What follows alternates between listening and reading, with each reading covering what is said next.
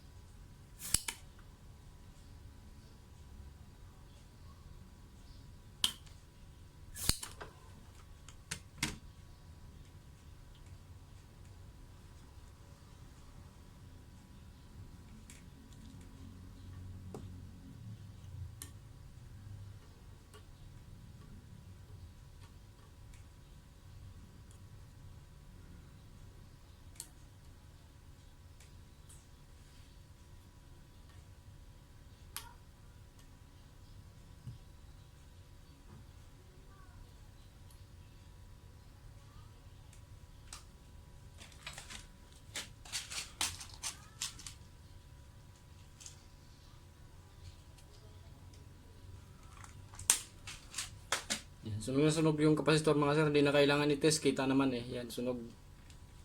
Halos mahiwalay na rin yung isang paa niya. Oh.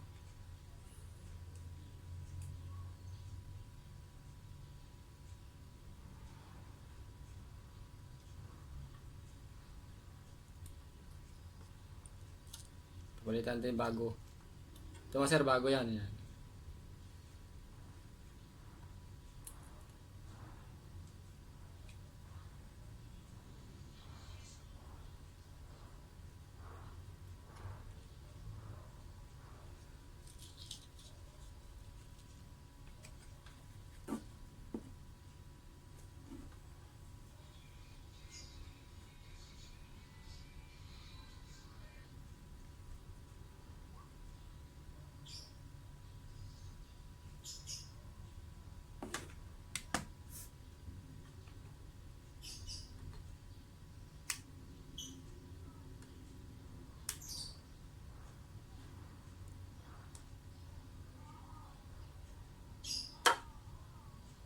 Ito yung isa mga sir, oh, sunog din. Yan.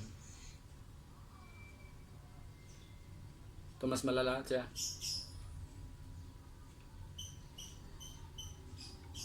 So, palitan natin yung bago.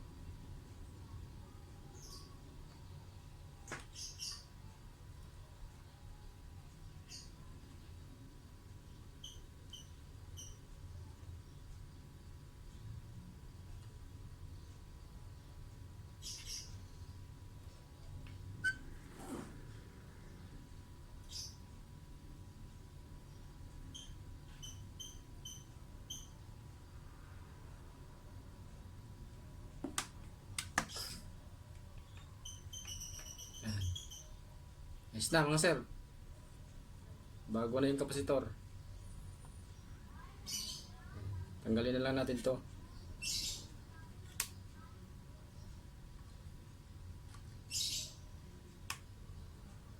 Tapos babalik na natin to doon sa dashboard. Nalimutan ko pala i-video kanina mga sir yung before. Pero yung problema niya hanggang 1,000 lang yung palo. Mamaya pakita ko na lang sa inyo mga sir yung pag-testing mamaya.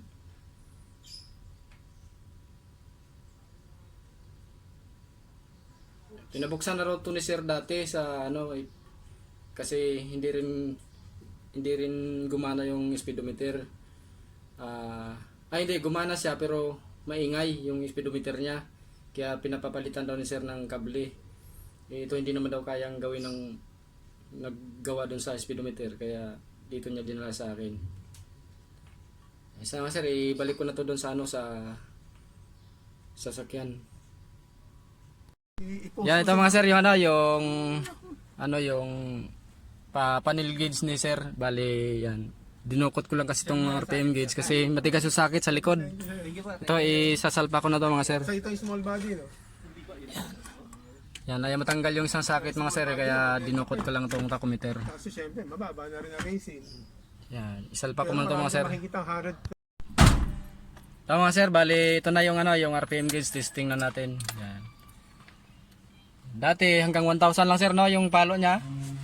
Hanggang 1 lang. Kahit galit na yung makina, oh. Yan. Yan, naangat na rin siya. Nakalamig na yung makina kaya mataas pa yung minor eh. Yan, palo na siya sa patro. Kaya na pabuti ng red line. Yan, ayos na. Bali ko na lang yung mga ilaw ni sir kasi medyo malabo. Nakabalot pa kasi ng tapos marumi yung balot. Yung parang kondom. Yan, tatanggalin ko na lang yung mga nakabalot.